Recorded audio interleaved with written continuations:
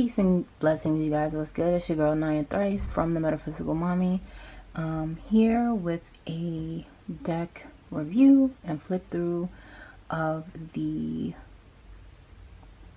Antique Anatomy Tarot Ephemera edition. So I got this, like I said, a couple of months ago. I have been using it and I really enjoy it. I just spent some time putting it in order. It's done by Black in the Moon, Claire Goodchild from Black in the Moon.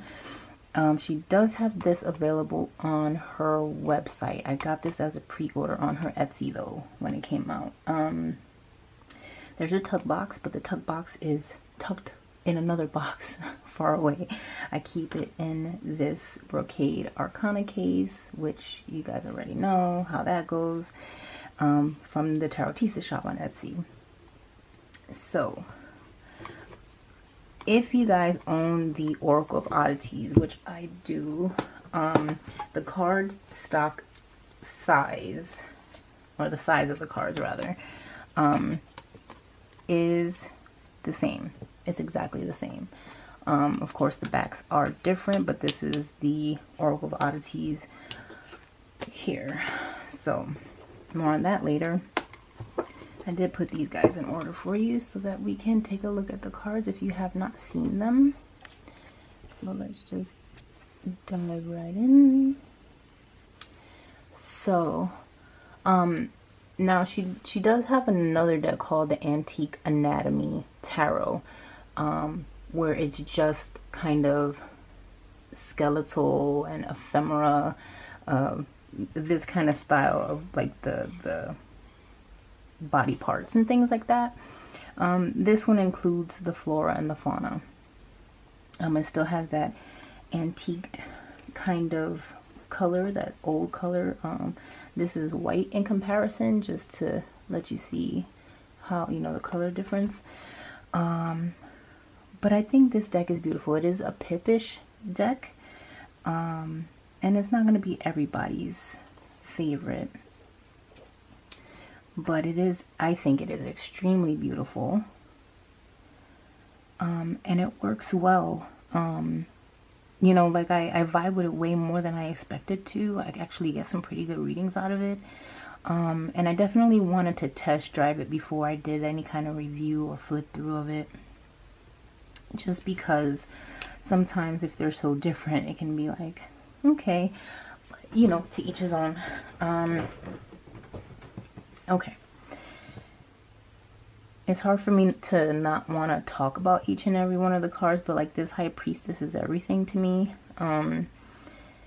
It's cool that the snake that's coming out of the head is like a blue snake, so it's like if you think about a water snake and you think about intuition, which is kind of like being in the sea and submersed in the sea, and there's like this moon, you know, and the moon, because this is the High Priestess corresponds to the moon, you know, the push and pull of the ocean tides, right? So I see like water snake, and then of course life grows from moving water, even stagnant water, but we're not gonna go there. So here's the Empress and the Emperor in comparison.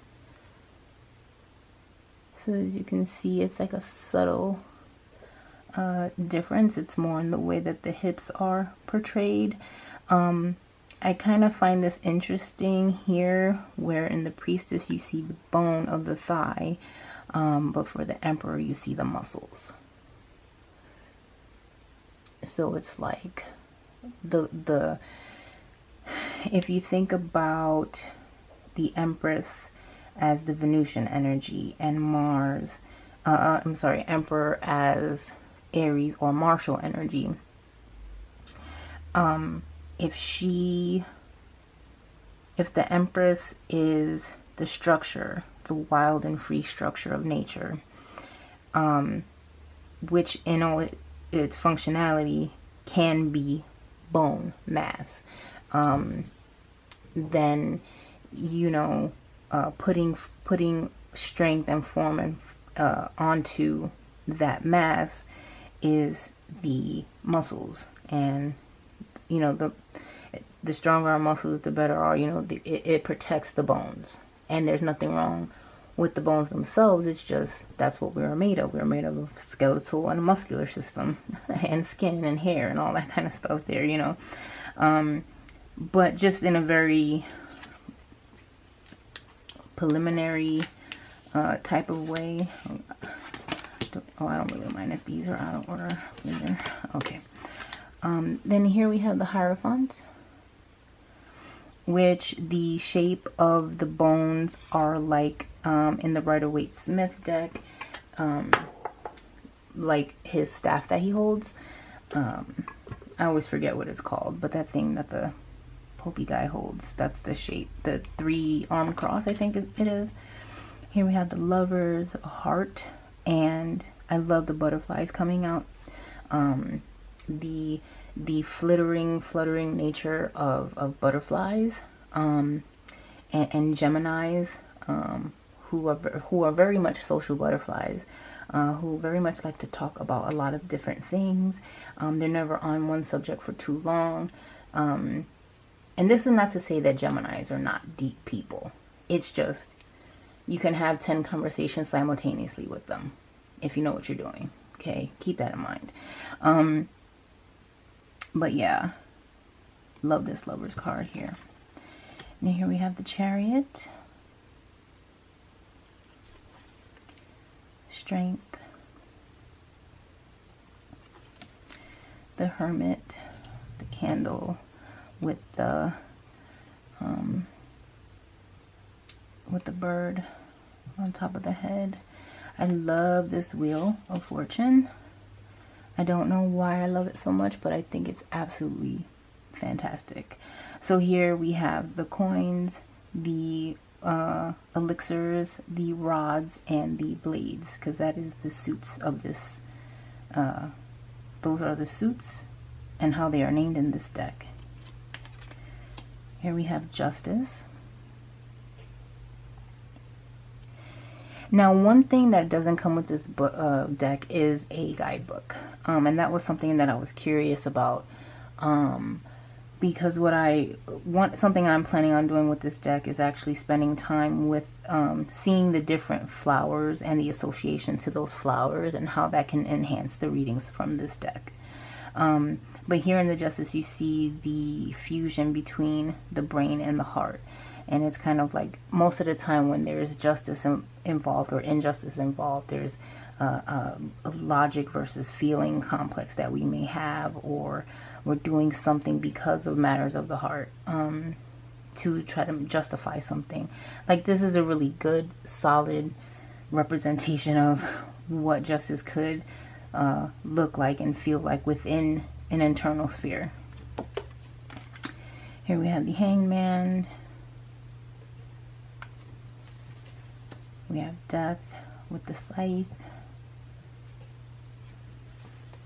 Here we have Temperance. And so there's a lot of writing on some of these. I'll bring this a little bit closer to see if we... So it says St. Lawrence Women's Temperance Association 14th Annual Meeting at O'Sullivan's Theater, etc., etc. Speaker topics: the Devil's Brew, the Magician's Snake Oil, Death and Judgment. Speakers, songs, and music, admission free. All are invited. Yeah. Very cool. We have the Devil. I like this tower. The Star. The Moon. Now, in Kabbalah correspondence to the moon is Kaf, which means the back of the head. And this is showing the back of the skull here.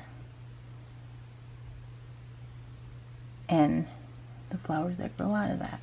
Here we have the sun, we have the face of the moon, the presentation, personality. And then we have yellow for that bright kind of, you know, like, and so if you deal with colors that on any level, you know, a lot of people will say purple is intuition, right? Which makes sense for the back of the head and the whole moon idea of the moon in tarot. And then we have the sun here, like I said, with the yellow, which is like the radiating in the front of the head and the conscious self and all that kind of stuff there. And we have Judgment and the World. And if you guys are curious, I will bring this right up to see what that looks like. Alright, and then so it has a human, the bull. I'm trying to remember how it goes. Think this is Aquarius, this is Scorpio, Taurus, Aquarius, which is air, earth. No, Scorpio and Leo. That's it. Leo, Scorpio.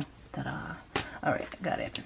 Alright, now we are into the minor. So as you can see, there's a lot of flowers happening and going on. So like, I really gonna take some time in 2019 to do a little research on different flower associations and make myself kind of like a little white book and see what that brings to the reading table. I know I mentioned that before, but I'm like excited to do this for myself. So here's the rod, Ace of Rods,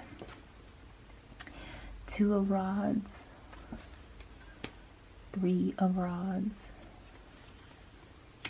4 of Rods, 5 of Rods, 6 of Rods, 7 of Rods, 8 of Rods, 9 of Rods, and the 10 of Rods. Now we're getting into the quartz. We have the Page of Rods, the Knight of Rods, the Queen of Rods,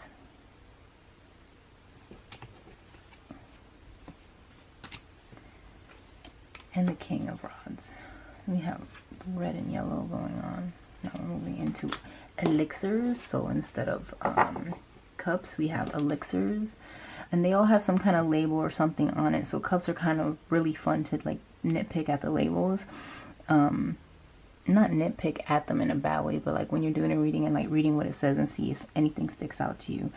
So love potion number 1 for the ace, yarrow tonic and Fitzpatrick pharmaceuticals blood tincture for the 2 of elixirs, which, yeah. Here we have the 3 of elixirs. I'm not going to read them all out loud, just pause it if you need to. 4 of elixirs, 5 of elixirs. Now this would be like your mourn card. 6 of elixirs, 7 of elixirs, 8 of elixirs, 9 of elixirs, 10 of elixirs. So like I said, very pippish deck. Either you're gonna love this deck or you're not. I personally enjoy it a lot. So here's the Knight. Uh-oh, did I mix those up? I did. Sorry about that. I had that all jacked up. My bad. Okay, put them together too fast. So here. Okay, sorry about that. So we have the Page of Elixirs, the Knight of Elixirs, the Queen of Elixirs, and the King of Elixirs. Okay, now we'll move on to the blades or the swords. Ace, 2 of blades, 3 of blades, 4 of blades, 5 of blades, 6 of blades, 7 of blades, 8 of blades, 9 of blades, and 10 of blades. Moving into the quartz, we have the Page of Blades, the Knight of Blades, Queen of Blades, King of Blades. And last but not least, we have the coins. So Ace of Coins, Two of Coins, Three of Coins. And as you can see, each of the coins, even within these 3 cards, are all have different things going on inside of them. So again, there's that little bit of detail to get you to work with it. 4 of Coins. And I have my fingers all in the way. Okay. 5 of Coins. 6 of Coins. 7 of Coins. 8 of Coins.